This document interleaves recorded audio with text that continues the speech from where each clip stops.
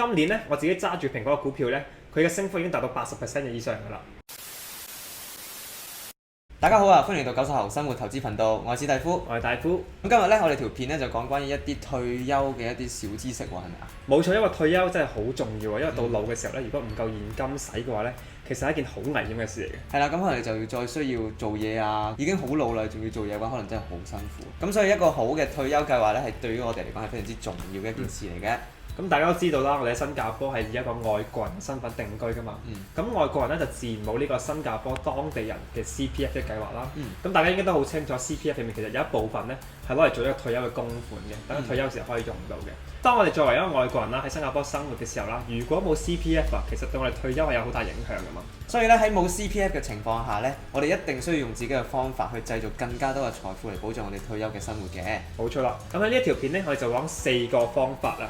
去長遠增加你嘅資產啦，同埋你嘅現金流啊，咁就可以保障到你喺退休嘅時候咧有足夠嘅現金啊，去應付你退休生活嘅所需嘅。事不宜遲啊，我哋即刻開始第一個啦。咁第一個咧就非常之簡單，亦都係非常之低風險嘅方法啦，就係定期存款啦。咁究竟咩係定期存款呢？定期存款嘅概念咧其實非常之簡單嘅。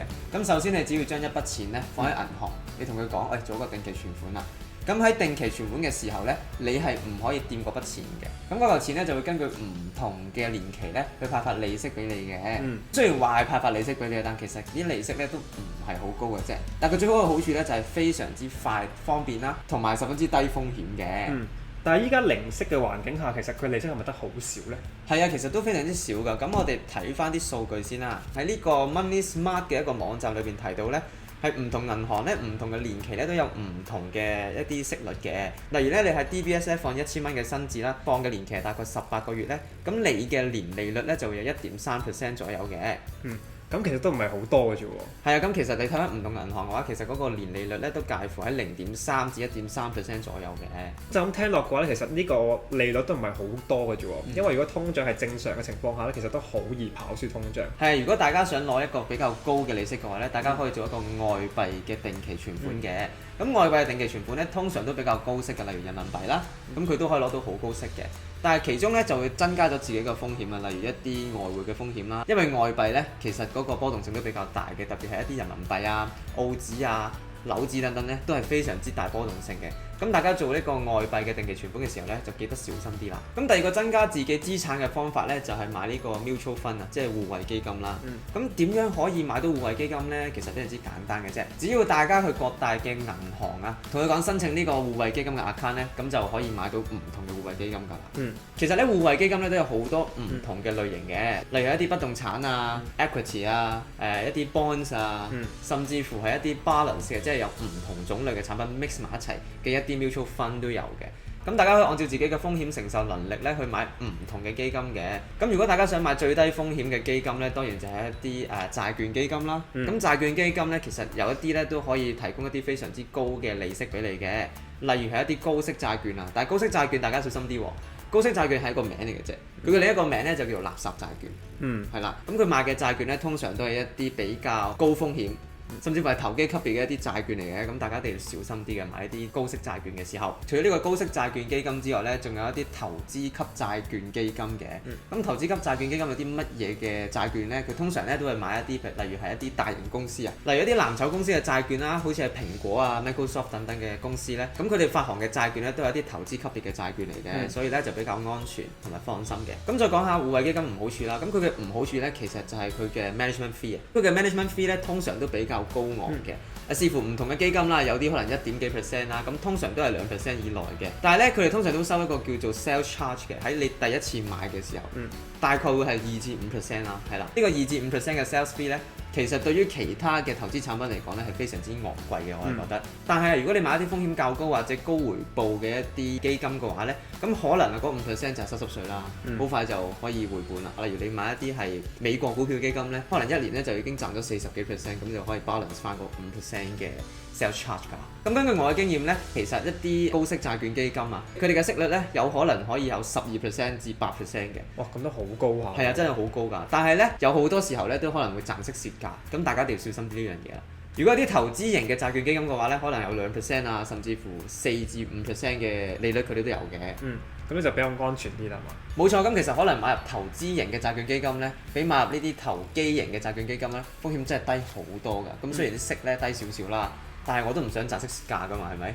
冇錯，好啦，咁第三個我哋要講嘅投資工具咧，就係呢個指數股票型嘅基金啊。咁咩叫指數股票型基金咧？咁英文就叫 ETF 啦，全名就係 Exchange Trade Fund 嘅。呢個基金嘅意思就係話咧，佢會追蹤指數入面嘅所有成分股啦，而得出一個價格嘅。當呢個指數升嘅時候咧，呢個基金嘅價格就會升㗎啦。咁譬如話美國呢個最大嘅指數咧就係呢個標普500指數啊。呢個追蹤標普500指數嘅 ETF 咧就叫 SPY 嘅。呢個意思就係話咧，只要你買入 SPY 呢個 ETF 咧，就可以一次過買晒500幾間公司入去啊。咁風險真係分散好多啊，買 ETF。冇錯啦，咁比起買入單一股票嘅風險咧，真係細好多嘅。假設咧其中一間公司執咗笠啦，其實入邊仲有500幾間公司喺度 support 緊呢個指數嘅，咁就唔會話造成太大嘅影響嘅。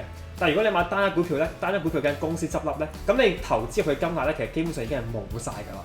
除咗買入追蹤呢個標普500指數嘅基金之外咧，其實都有好多其他選擇喎，係嘛？冇錯，例如係追蹤呢個納斯達克指數㗎啦，又或者係追蹤道指嘅一啲指數基金㗎喎，係嘛？甚至乎呢個中國嘅南方 A50嘅指數都係追蹤到。咁如果大家真係好想投資喺中國市場，但係又開唔到呢個 A 股戶口嘅話咧，咁啊呢個指數型基金咧真係非常非常之方便。冇錯，基本上一次過咧，用一筆錢就可以買晒全中國最優質嘅50間公司。咁除咗中國之外，大家亦都可以買一啲大中華啊、印度啊、日本啊，甚至乎係歐洲嘅指數型基金㗎喎。冇錯啦，咁 ETF 咧除咗選擇非常之多之外啦，佢嘅管理費咧亦都非常之低嘅喎。譬如話啱先講過嘅 SPY 啦，係全世界最大嘅一個指數型基金啦。佢每一年嘅管理費咧只有0.09% 嘅啫，比起啱啱你所講嘅 mutual fund 嘅管理費真係少咗一大截啊！哇，咁真係好低喎！咁有陣時我見到嘅情況咧，就係有啲被動型嘅指數基金咧，甚至乎可以跑贏一啲主動型嘅指數基金嘅喎。冇錯，你講非常之好啊！因為咧就喺今年啊，呢個追蹤呢個納指嘅呢個指數型基金咧叫 QQQ 啦，佢今年嘅升幅咧已經達到48%嘅喎。咁其實已經跑贏咗好多好多嘅互惠基金㗎啦。加上佢手續費咁低咧，其實係一個非常之好嘅投資選擇嚟嘅喎。我自己咧平時都有買 ETF 嘅，但係咧我就幫阿媽買嘅。係啦，咁點解幫阿媽買咧？因為咧我想幫阿媽儲多啲退休嘅錢啦。你好孝順喎。係啦，咁我就每個月擺幾千蚊嘅港紙入去呢個 ETF 度嘅，咁就分咗4隻 ETF 啦，就幫我每個月供4隻 ETF 咁樣嘅。咁喺今年咧，我嘅 ETF 嘅回報咧，即係我媽嗰個 ETF 回報咧，已經大概達到20幾至30% 㗎啦。其實呢一個年回報咧，對我嚟講或者對我媽嚟講，已經係非常之好嘅一個數字嚟㗎啦。大家試諗下啦，如果我哋假設我哋每一年都可以喺呢個 ETF 上面賺取10% 嘅回報嘅話咧，咁喺30年後，因為呢個複利效應嘅關係咧，佢最尾得出嚟嘅倍數係15倍咁多嘅。即係話，如果你當年係擺1萬蚊入去嘅話咧，喺30年後佢就變咗15萬咁多㗎啦。哇！真係好多啊咁樣。根據呢個數據顯示咧，SPY 咧呢個 ETF 咧，即係我啱先講嘅全世界最大嘅一個指數型基金嘅 ETF 啦。佢喺過去咁多年啊，平均嘅年回報係大概有10% 左右嘅。冇錯啦，咁如果我哋假設我哋今日有5萬蚊嘅新幣啦，就將佢全部包括呢個 SPY 入邊咧，然後放去30年。咁喺30年後咧，我哋嘅投資總額咧已經大概會有80萬嘅新幣啊！80萬嘅新幣。係啦，整整係升咗15倍咁多啊！喂，咁真係好好喎，可以夠退休生活喎，我覺得。冇錯啦，大家如果想最尾得到嚿錢再大啲嘅話咧，你可以一開始將你嘅 amount 咧再加大嘅，譬如話10萬、15萬咁樣嘅，咁最尾出嚟可能就會有100幾200萬嘅新幣啦。喺30年後大概。冇錯啊，雖然你見到 SPY 嘅年回報係好高啦，但係其實佢相對呢啲定期存款嘅話咧，佢嘅風險咧係相對比較高嘅喎。冇錯，因為佢其實 SPY 主要追蹤嘅係指數啊嘛，咁指數入邊都係股票嚟嘅，咁如果係股票嘅話，其實佢嘅波動性會大啲嘅，比起呢個定期啦或者啲債券嘅價格咁樣嘅。但係咧買入呢個指數型基金咧，都係股神巴菲特非常推崇嘅一個方法嚟嘅喎。即係我哋買入呢一隻 ETF 咧，即係 SPY 呢一隻 ETF 咧，就可以一次過買晒全美國最優質嘅500間上市公司啊。咁當中有啲咩例子咧，就會有蘋果啦。Facebook 啦、Amazon 啦、Netflix 啦、Google 啦呢啲咁優質嘅公司嘅，咁呢個其實係一個比較放心啦同埋比較安全嘅選擇嚟嘅。如果你想投資落股票市場但係又唔識股票嘅話，咁仲有一個投資工具咧就係直接買股票啊。咁意思就係話咧唔買 ETF，係直接自己揀股票嚟買嘅。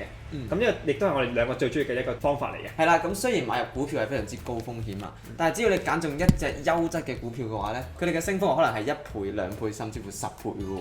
冇錯，如果公司本身係一間非常之好、非常之優質嘅公司啦，當佢賺錢越嚟越多嘅時候咧，咁個股價就會跟住上㗎啦。咁譬如以蘋果為例啦，而家全世界最大嘅公司啦，係咪？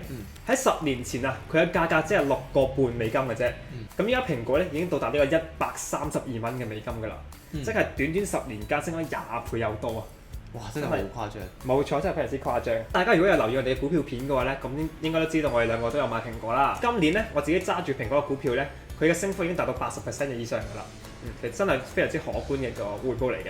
但其實揀股票嘅學問咧真係非常之高㗎，我哋一定要揀啲基本面咧比較好嘅股票啊，同埋佢長遠嘅發展比較好嘅股票咧，我哋先會買入嘅。如果唔係咧，就好易輸錢㗎啦，真係。其實大家如果唔中意美股，因為可能美股大家覺得比較波動啊，甚至乎係夜晚先去交易嘅時候咧，你哋亦都可以買翻啲新加坡嘅股票，或者係一啲港股㗎喎。其實如果大家中意收息嘅話咧，咁新加坡嘅 REITs 咧都係一個唔錯嘅選擇㗎喎。佢哋嘅股息率咧大概有5至6% 左右啦，都係非常之高㗎喎。冇錯冇錯。如果當年嘅市場嘅狀況比較好嘅時候咧，咁呢啲 REITs 嘅價格咧通常都會往上升嘅。咁喺嗰一年咧，你就會好容易賺息，而且又賺價㗎啦。講起收息嘅話咧，聽講史蒂夫你都有買啲收息股票。其實我喺7月左右咧就買入咗呢個海豐國際嚟收息嘅，咁我當時買入嘅價格係大概8蚊3毫2左右嘅，咁依家嘅股價咧已經升到16個7毫4啦。咁睇嚟已經升咗差唔多1倍有多嘞喎。係咁，當時咧其實我買入嘅時候，佢嘅股息率咧係大概有8.95% 嘅。咁雖然依家升咗好多啦，但其實佢依家都有4.4% 喎，係嘛？冇錯啊！咁作為一隻股票嚟講咧，4點幾% 嘅股息咧，其實已經非常之高㗎啦。冇錯啊！再加上賺息又賺價咧，真係令到我非常之開心嘅。係啦，咁所以其實揀股票嘅學問咧係非常之重要嘅。咁如果大家係唔識點樣揀股票嘅話咧，千祈唔好貿然去衝入去呢個市場度買股票啦。一定要做好功課先，譬如話了解一下呢間公司嘅基本面啦，佢嘅財政狀況啦，佢嘅商業模式啦，可唔可以持續咁為佢帶嚟呢個收入增長啦，同埋呢間公司可唔可以繼續推出新產品啦，吸引更多客人去買佢嘅產品而增加收入嘅。好啦，咁我嚟個小總結先。咁啱先我哋講咗4種嘅資產增值方法啦。其實喺呢4種方法入邊咧，我覺得最好嘅方法就係直接買入呢個指數型嘅 ETF 啊。因為大家都知啦，大家有時都好忙啦，冇時間去分析股票啦，又或者你根本就唔熟呢個市場點樣運作嘅。只要我哋直接買入呢個被動型嘅指數 ETF 咧，就可以一次過買晒咁多間公司啊，就可以幫我哋慳咗唔少分析嘅時間啦。同時亦都有一個唔錯回報嘅。有啲人會擔心話，如果入邊啲公司係好差嘅，譬如話呢5年表現非常之差，咁點算呢？咁其實咧標普500指數咧，佢會定期更換入邊啲公司嘅名單嘅，就會將一啲比較弱嘅公司啦，或者唔盈利嘅公司就踢走嘅，重新加翻啲比較優質嘅公司入去嘅。咁大家就唔使驚話入邊啲公司有啲如果好差嘅點算呢？咁所以其實呢個指數型基金咧，其實係一個非常非常之好嘅投資選擇嚟嘅。好啦，呢條片咧就嚟到尾聲啦。咁如果大家都有其他嘅方法去增值自己嘅退休資產嘅話咧，記得留言話俾我哋聽啦。大家如果中意呢條片嘅話咧，記住 share 啦、subscribe 同埋 like 我哋嘅 channel 啦。我哋下次見，拜拜。